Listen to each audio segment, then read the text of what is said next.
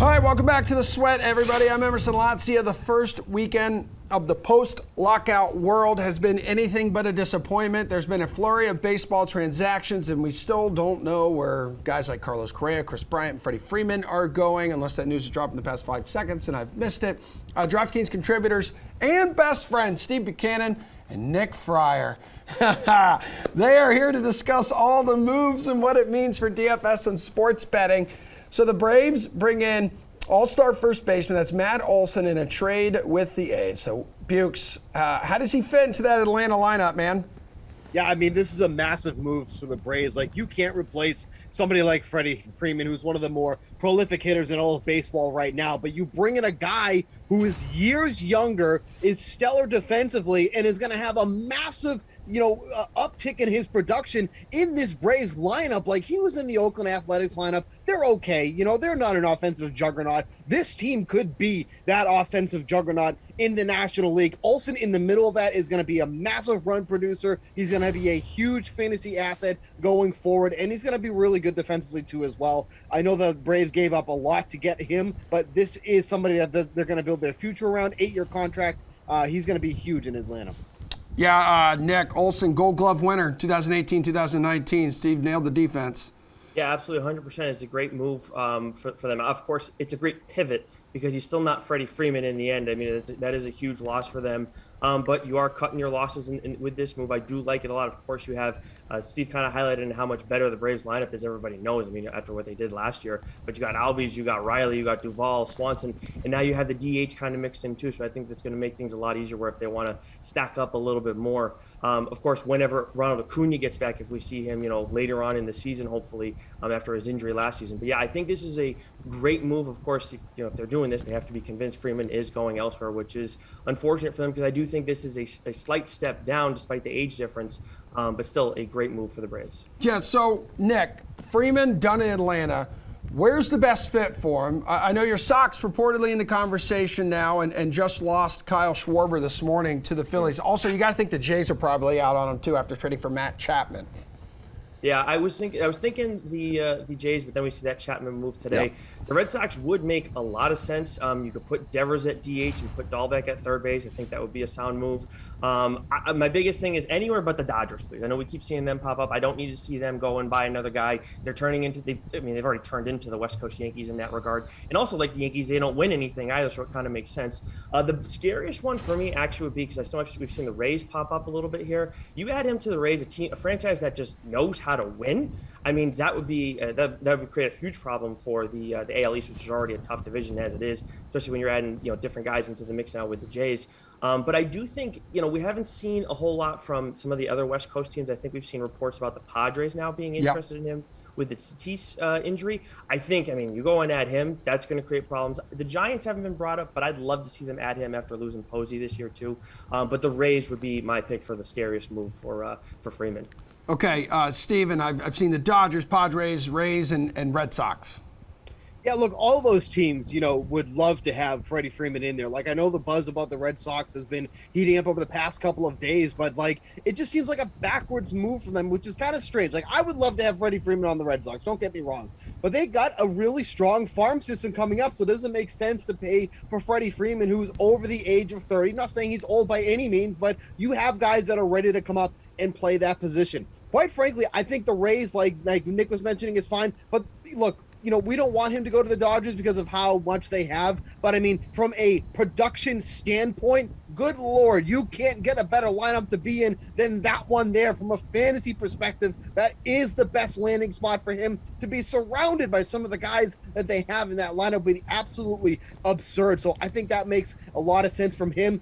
To get that final contract, to get the big money there, the production would be there, and they have to pitch him because they can't pitch around him because of the other players that are surrounded by him. So I think the Dodgers makes the most sense. I just don't know they're going to be able to pull the trigger at this point. Bukes, I know you were all smiles when your Mariners acquired Winker and Suarez from the Reds. Like the AL East or AL West title rather is theirs to lose, is it not? It is right now. And you could have got them at 6-1. Already did that myself to win the division. They make all these moves. Now it's plus 450. So, maybe the ship is already sailing. You can still get on it now. But look, that move just solidifies how good this lineup is going to be. If you look at that lineup right now, they realistically have, 2 through 7 guys that can all hit 20 plus home runs in that lineup. Not to mention, they have the best pitcher in all of baseball, Robbie Ray, the reigning Cy Young Award winner. You know that one there. I don't have to go into the details of that one. At the helm as their ace there. So this team is going to be so good. The Rangers, they loaded up their lineup, but they're also going to give up 13 runs per game. The A's, they'll be at the bottom of the division. Astros, overrated. Angels, what are they going to do? They'll be down there too in the basement, do whatever they want. They can't win at all. Mariners, winning the division. We were close last year. We're getting it this year. Nick, how close are your expectations for this Mariners lineup to Steve's? So I got to say this Winker move is probably my favorite post-lockout move so far. I'm a big Winker guy. Did really well for me last season whenever talking about fantasy stuff. But I don't know if I'm going to go and give them the AL West crown yet. However, I do think that they're going to make the postseason, and they're plus 165 to make the postseason this year. So I still think if you're not as high as Steve is, and Steve, I do understand it because, the Astros, if you don't believe in them, then yes, I would think the Mariners are going to be the team to win the division because I don't buy into the Angels and the other two teams forget about it. But I think that it's a much smarter bet to just back them to make the postseason this year at plus 165 between Reyes and Robbie Ray. Winker and Robbie Ray, excuse me. This might be the best offseason that any team's had so far this year. You're adding those two guys to a 90-win team last year. So the Mariners did a great job with this. Yeah, I mentioned Schwarber to the Phillies. You're starting to see these National League teams obviously sign some DHs now. Nationals have their first guy signing Nelson Cruz to a one-year deal. How much fantasy appeal is there for Cruz in Washington, Nick, as the designated hitter? Well, I think you're going to a better ballpark, so that's going to help out for sure. They have that's going to be huge for Nelson Cruz. But the other thing is, I think you look at him early in the season, and he's going to probably be a little depleted when it comes to price because he did so poorly when he moved to the Rays. So I think this is a guy who early on in the season you're going to. I'm not saying he's going to go and be like a value play necessarily, but for the production he can provide, he will be. So I think this is a guy you want to look at earlier in the year. Just on the sole fact is change of setting, different ballpark. Going to make a big difference for him. Yeah, Steve, even as he ages here into his 40s, he hits for power and average, which that's a tremendous asset for your fantasy team. That's what really the DH is for guys like this who, are a liability in the field but can produce at the plate. Quite frankly, I think the biggest ramification of this is that teams are going to have to pitch to Juan Soto now. They didn't have to pitch to him last year because there was nobody surrounding him. Now you put someone like Nelson Cruz in there, who is always a threat to hit one out, especially against left-handed pitching. So if anything, I think this actually is a huge boost to Juan Soto because he finally has some protection in that lineup. Now, the rest of the lineup, I can't say a lot about. There's not much to be excited about if you're a Nationals fan, but at least it was the step in the right direction. This is what the universal DH should always have been about. Cruz can keep playing. He can keep playing at a high pace at the plate, and it does some wonders for Juan Soto as well. Yeah, Nick mentioned earlier in this segment that Freeman's name's coming up with the Padres because of that Tatis injury. Guys, Fernando Tatis Jr. could miss up to 3 months after showing up to spring training with a fractured wrist. There's some rumors that it was a motorcycle accident. He had more than one. His words, not mine. How much of a damper is that on San Diego's division hopes, though, Steve? Yeah, look, that division is going to be one of the toughest in the National League. We saw a Giants team that, we continues to be like, okay, they're playing well, but it's going to drop off. Okay, it's going to drop off. Okay, it's going to drop off. Okay, it's not dropping off. They're actually going. And they end up being one of the best teams in all of baseball record-wise. Then you have the Dodgers, who are doing everything in their power to, maintain that NL West dominance.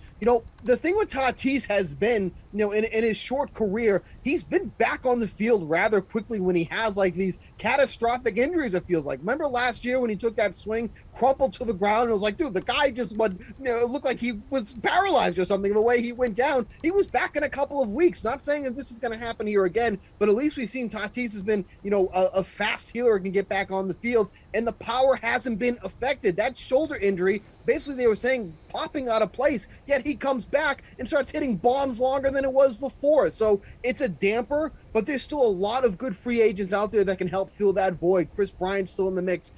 Freddie Freeman, those are guys that they can still bring in and would have a role, obviously, when Tatis comes back too as well, to make that lineup even tougher. So the Padres are still very much in the mix. They have a very, very loaded team. They're just in a really tough division. Yeah, man. Nick, he has MVP potential, but this team has to be concerned with his durability. He's been injured in each of his first 4 seasons. Yeah, I mean, and if he's riding motorcycles all the time, I mean, look, it's his choice, but that's going to be a thing. I feel like that was a thing years ago with maybe Jeff Kent or somebody where that got put in his contract that you couldn't write it. I could be making that up. But either way, that is definitely going to be a concern moving forward on top of the stuff that happens on the field. But Steve kind of hit on it pretty well, I think, when you're talking about that division. I mean, I'm always a believer in the Giants. I'm always going to give them a shot going into the season because I just think ever since the Bruce Bochy era, they have turned into just a quality organization that is usually going to put out a good team on the field, and you can never really count them out. And you're going to go and have this guy, even if it would be just a month, Emerson, with Fernando Tatis out, I think that could be devastating for when we're talking about them winning the division, because there's going to be at least 25 games where you're not going to have Fernando Tatis Jr. out there, one of the best players in the game right now. If you add Freddie Freeman or Chris Bryant, yes, that's going to make a huge difference, and then you're going to be fine. But I think if you're talking about betting it on DK Sportsbook, when you're talking about Padres winning the division, I might hold off a little bit on that until we see if they make a move with one of those two guys, because if they don't get one of those two, if they don't get a big free agent signing to make up for this for the short term, then I can't imagine them winning the division this year.